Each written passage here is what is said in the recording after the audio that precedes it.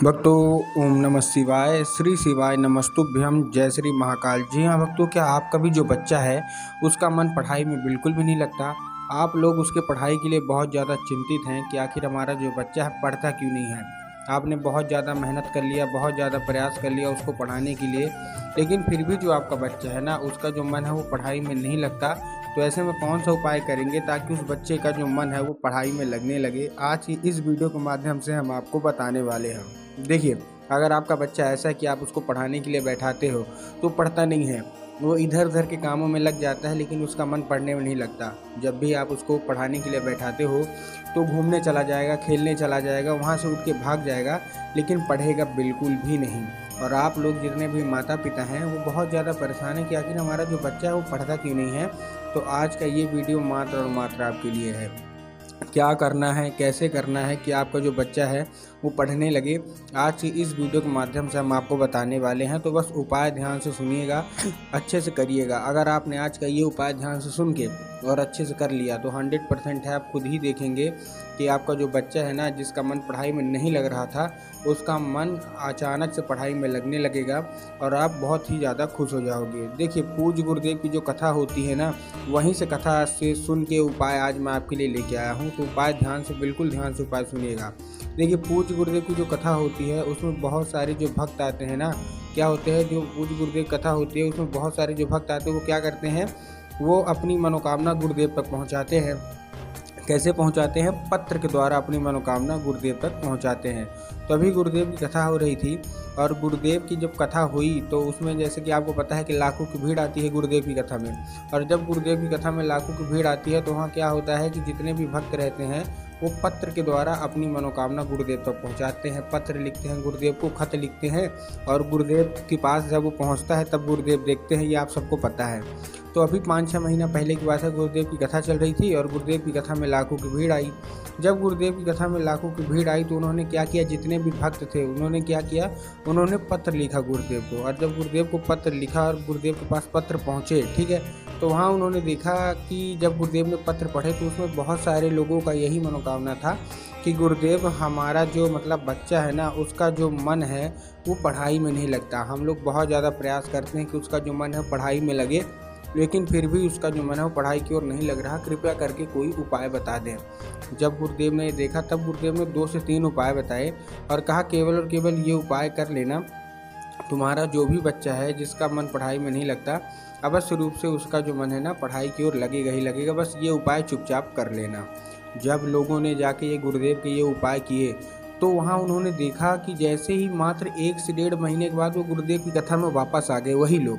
जब वही लोग गुरुदेव की कथा में वापस आए तो उन्होंने गुरुदेव को फिर से पत्र लिखा, लेकिन ये वाला जो पत्र था ना, ये गुरुदेव को धन्यवाद के रूप में पत्र था कि गुरुदेव धन्य हो आपका, आपके द्वारा बताया गया उपाय हमने कर लिया है, हमारी सारी की सारी मनोकामनाएं पूरी हो गई हैं। क्यों? क्योंकि हमारा जो बच्चा था ना वो पढ़ने लगा है। केवल और केवल 1 से 1.5 महीने लगे, हमारा जो बच्चा है बहुत अच्छे से पढ़ने लगा है। आपका कोटि कोटि धन्यवाद। तो देखिए, जो लोग भी मेरी आवाज़ सुन रहे हैं ना, अगर आपको भी जानना है कि आखिर ऐसा कौन सा उपाय है जिसको करने मात्र से लोगों के जो बच्चे होते हैं वो अच्छे तरीके से पढ़ने लगते हैं, तो चलिए हम बताते हैं आपको आज की इस वीडियो के माध्यम से। लेकिन उससे पहले अगर चैनल पे पहली बार आए हैं और आवाज़ मेरी पहली बार सुन रहे हैं तो वीडियो को कर दें लाइक और चैनल को भी कर लें सब्सक्राइब, ताकि पूजनीय पंडित प्रदीप जी मिश्रा के रोज़ नए नए उपाय जो कि मैं उनकी कथा से सुनता हूँ, श्रवण करता हूँ, सबसे पहले मैं आपको प्राप्त करा सकूँ। ठीक, तो देखिए, जो हमारा पहला उपाय है, सबसे पहला उपाय जो कि आपको अपने बच्चे से कराना है वो पान के पत्ते का उपाय है। अब पान के पत्ते का उपाय क्या? देखिए, टोटल मैं आपको 3 उपाय बताऊंगा। जो पान के पत्ते का होगा, काली तिल का होगा, लाल फूल का होगा।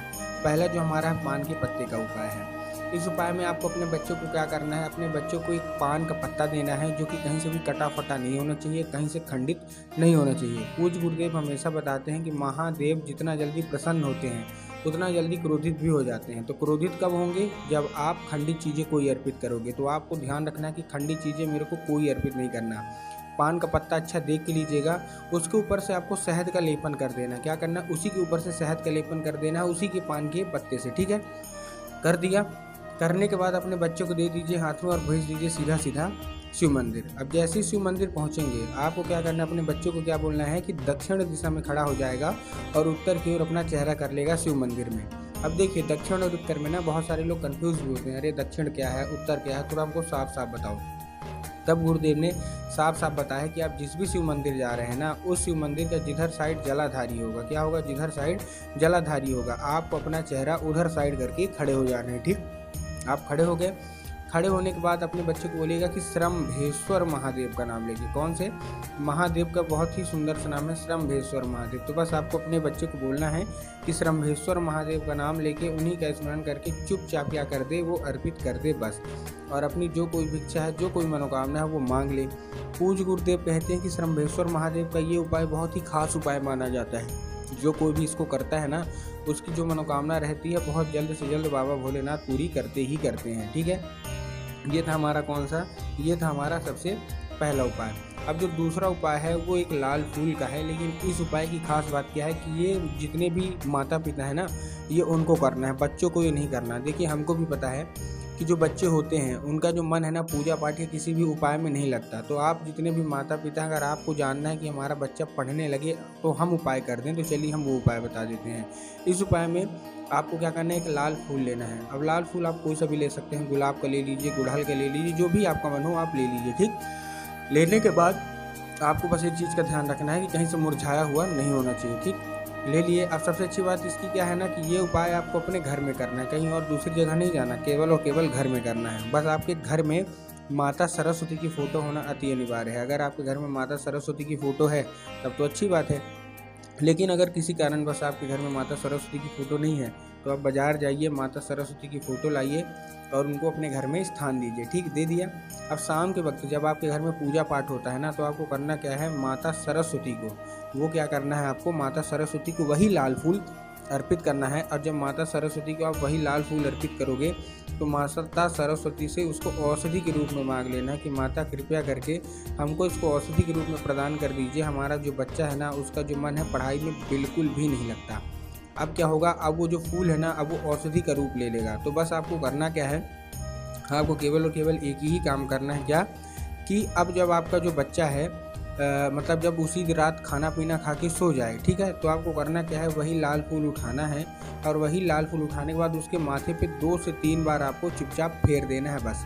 पूज्य गुरुदेव कहते हैं कि उस फूल के जरिए स्वयं माता सरस्वती उसके दिमाग में प्रवेश कर जाती हैं और उसका जितना भी दिमाग इधर उधर की कामों में लगता है वहाँ ना लग के केवल और केवल पढ़ाई की ओर लगने लगता है। ठीक है, तो ये था हमारा दूसरा। तीसरा उपाय भी बहुत ही नॉर्मल सा है, आपको काली तिल लेना और एक धतूरा अपने बच्चे को भेज दीजिए सीधा सीधा शिव मंदिर और माता सुख सुंदरी की जगह में। माता सुख सुंदरी की जगह कहाँ होती है, जलाधारी के दाएं राइट साइड में, वहाँ अर्पित करवा दीजिए बस। नॉर्मल से 3 उपाय मैंने आपको बताया, बहुत ही आसान से उपाय हैं, आप करके देखिए, आपको खुद ही फल मिलेगा। कमेंट बॉक्स में हर हर महादेव अवश्य रूप से लिख दें।